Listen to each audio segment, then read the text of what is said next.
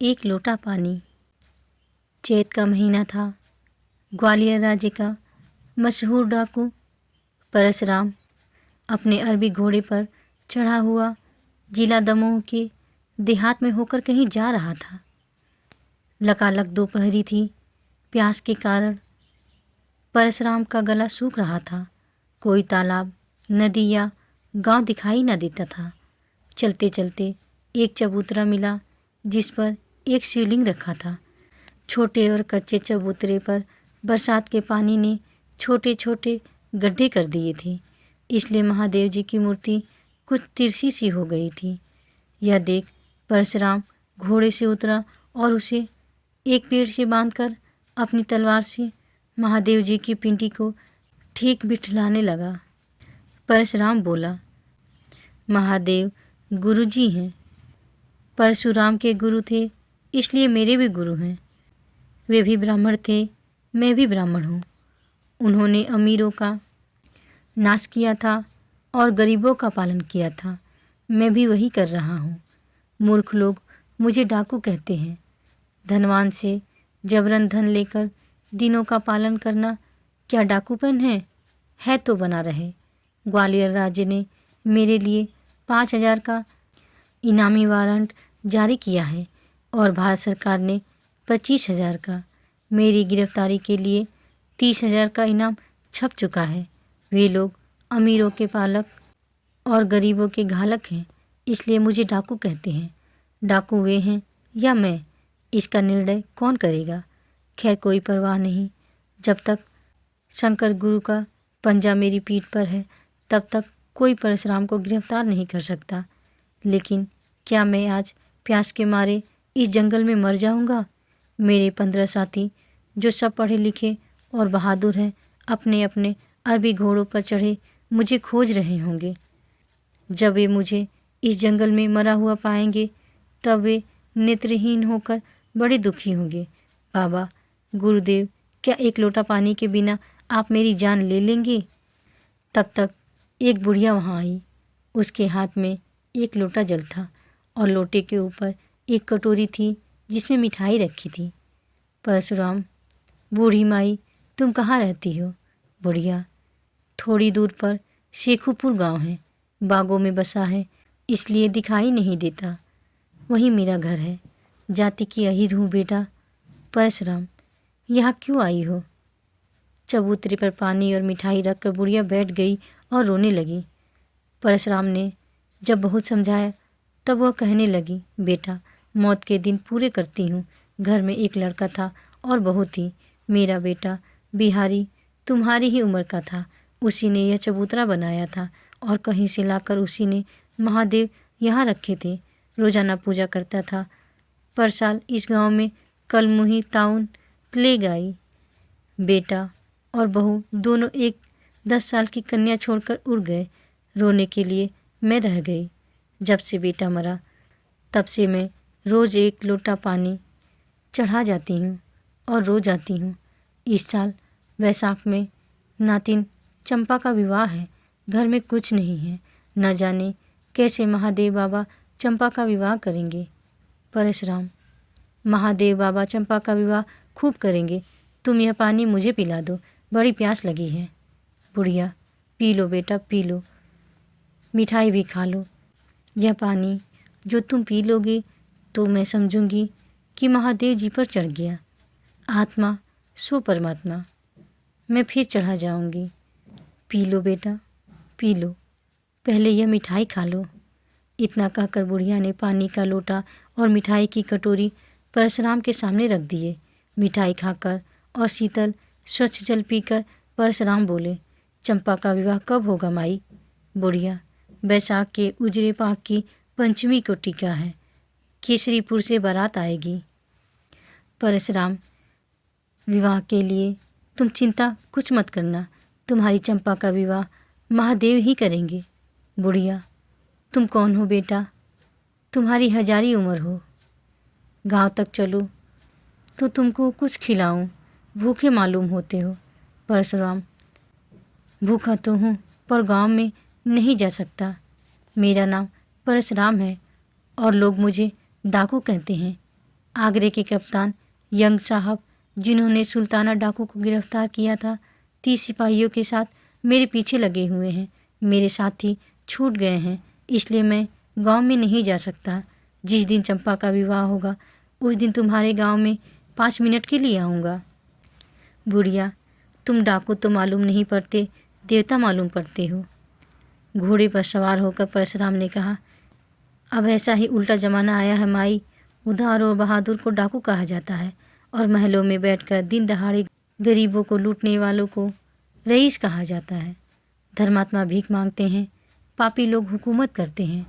पतिव्रताएं उघारी फिरती हैं, छिनालों के पास रेशमी साड़ियाँ हैं।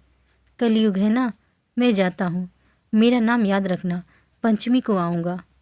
परशुराम चले गए। बुढ़िया ने भी घर की राह ली। महादेव जी पर जल चढ़ाकर उसने चंपा से परशुराम के मिलने की सारी कहानी बयान कर दी। गांव का मुखिया भी वहीं खड़ा था, उसने भी सारा हाल सुना। मुखिया ने सोचा, मेरा भाग जग गया, इनाम का बड़ा हिस्सा मैं पाऊंगा। थाने में जाकर रिपोर्ट लिखाई कि वैशाख शुक्ल पक्ष की पंचमी के दिन परशुराम शेखुपुर में चंपा के विवाह में शामिल होने आएगा। पुलिस के द्वारा यह समाचार यंग साहब को मालूम करा देना चाहिए। अगर उस रोज़ डाकू परशुराम गिरफ्तार न हुआ तो फिर कभी न हो सकेगा। चौथ के दिन बिहारी अहिर के दरवाजे पर 5 गाड़ियाँ आकर खड़ी हुई। एक में आटा भरा था, एक में घी, शक्कर और तरकारियाँ भरी थी। एक गाड़ी में कपड़े ही कपड़े थे। तरह तरह के नए थानों से वह गाड़ी भरी थी। चौथी गाड़ी में नए नए बर्तन भरे थे और 5वीं गाड़ी तरह तरह की पक्की मिठाइयों से भरी थी। गाड़ी वालों ने सब सामान बिहारी अहिर के घर में भर दिया। लोगों ने जब यह पूछा कि यह सामान किसने भेजा, तब गाड़ी वालों ने कहा कि हम लोग भेजने वाले का नाम धाम कुछ नहीं जानते। हम लोग दमोह के रहने वाले हैं, किराए पर गाड़ी चलाया करते हैं। हम लोगों को किराया अता कर दिया गया। हम लोगों को केवल यही हुक्म है कि यह सामान शेखपुर के बिहारी अहिर के घर में जबरन भर आवे, बस। और ज़्यादा 3-5 हम लोग कुछ नहीं जानते। इस विचित्र घटना पर गांव भर आश्चर्य कर रहा था। केवल मुखिया को और बुढ़िया को मालूम था कि यह सब काम परशुराम का है। मुखिया ने थाने में इस घटना की रिपोर्ट लिखाई और यह भी लिखाया कि कल पंचमी के दिन सुबह को जब चंपा के फेरे पड़ेंगे, उस समय कन्यादान देने खुद परशुराम के आने की उम्मीद है, क्योंकि वह अभी तक खुद नहीं आया है। 5 मिनट के लिए गांव में आने का उसने वचन दिया है। चाहे धरती इधर की उधर हो जाए, पर परशुराम का वचन खाली नहीं जा सकता। चौथ की रात में ही मिस्टर यंग साहब अपने 30 मरकट सिपाहियों के साथ शेखुपुर में आ धमके। उन सबों ने घोड़ों के सौदागरों का भेष बनाया था। मुखिया के दरवाजे पर वे लोग ठहर गए। गांव वालों ने जाना कि घोड़े के सौदागर लोग मेले को जा रहे हैं। मुखिया और चौकीदार के सिवा असली भेद कोई नहीं जानता था। पंचमी का सवेरा हुआ। परशुराम ने ज्यों ही घोड़े पर चढ़ना चाहा, त्यों ही छींक हुई। एक साथी का नाम था रहीम, बीए पास था, पेशावर का रहने वाला था। घोड़े की सवारी में और निशाना लगाने में एक ही था। रहीम ने परशुराम को रोकते हुए कहा, कहाँ जा रहे हैं आप? परशुराम, शेखुपुर, चंपा का कन्यादान देने। तुमको तो सब हाल मालूम करा दिया था, रोको मत, रुक नहीं सकता। रहीम, छींक हुई। परशुराम, मुसलमान होकर भी छींक को मानते हो? रहीम, बात यह है कि यंग साहब अपने 30 सिपाहियों के साथ इधर ही गए हैं। उन लोगों ने सौदागरों का स्वांग बनाया है, मगर मेरी नज़र को धोखा नहीं दे सकते। परशुराम, घूमने दो, क्या करेगा यंग साहब?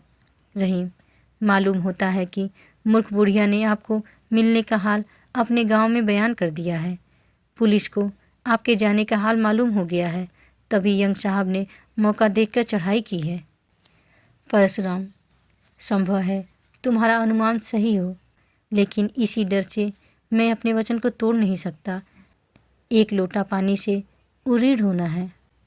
रहीम, अच्छा, तो मैं भी साथ चलता हूँ।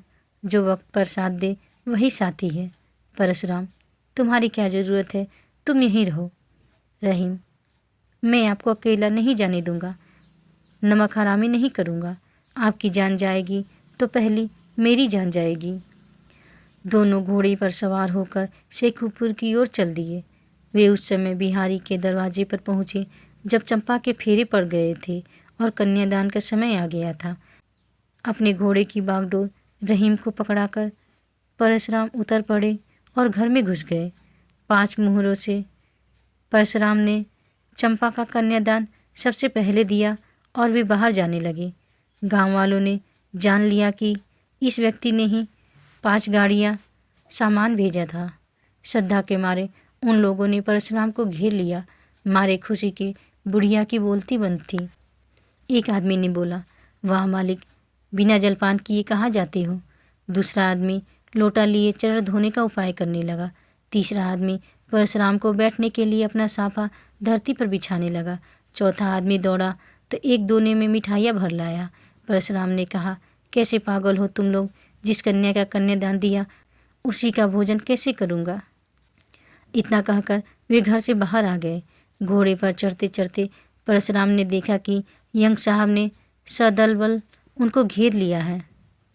परशुराम ने उनको ललकार कर कहा, गांव के बाहर आकर मर्दूमी दिखलाओ।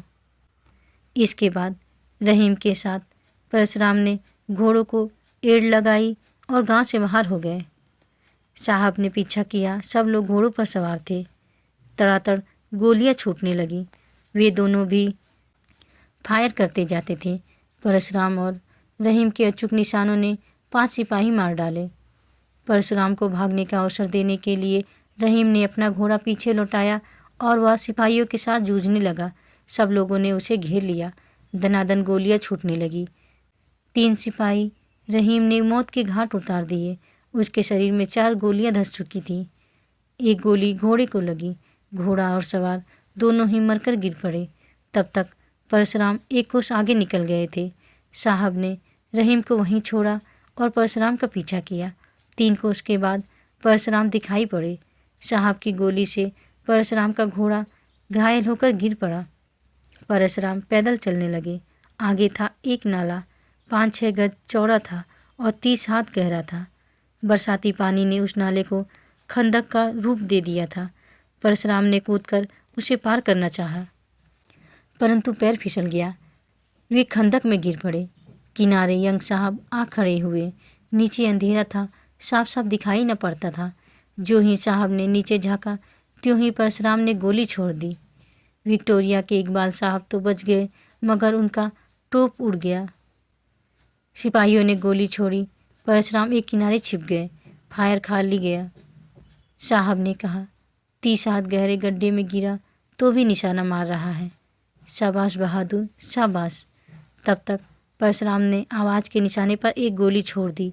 साहब के पास एक सिपाही खड़ा था। उसकी खोपड़ी उड़ गई।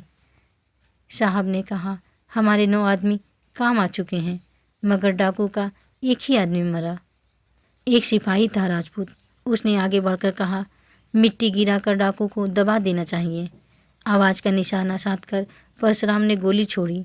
राजपूत बेचारा मरकर गिर गया। साहब ने कहा, वेल परशुराम, तुम बाहर आ जाओ। हम तुम पर बहुत खुश है। तुम एक बहादुर और बात का धनी आदमी हैं। हम तुम्हारे निशाने पर खुश हूँ। परशुराम ने जवाब दिया, मैं अपना वचन पूरा कर चुका हूँ। एक लोटा पानी से उरीड़ हो गया, अब मरने का डर नहीं है। साहब, अगर तुम डाका डालना बंद करने की कसम खाओ तो हम तुमको वायसराय से कहकर छुड़ा लेगा। इत्मीनान करो और बाहर आओ। तुम भी बात का डनी, हम भी बात का डनी। आज से तुम हमारा दोस्त हुआ। परशुराम बाहर निकल आए और आत्मसमर्पण कर दिए। यंग साहब ने उनको गिरफ्तार कर लिया और आगरा ले गए। कुछ दिनों मुकदमा चला, मगर यंग साहब ने परशुराम को साफ बरी करा दिया। परशुराम ने समझ लिया, अच्छा उद्देश्य होने पर भी आखिर डकैती थी बहुत बुरी चीज़। उसका समर्थन हो ही नहीं सकता। अतएव उस काम को छोड़ दिया। वे साधु हो गए और अपने साथियों को नेकी का जीवन व्यतीत करने का उपदेश दिया। परशुराम ने हरिद्वार में जाकर 5 साल तक घोर तपस्या की और सन 1934 ईस्वी में गंगा जी की बीच धारा में खड़े खड़े शरीर त्याग दिया।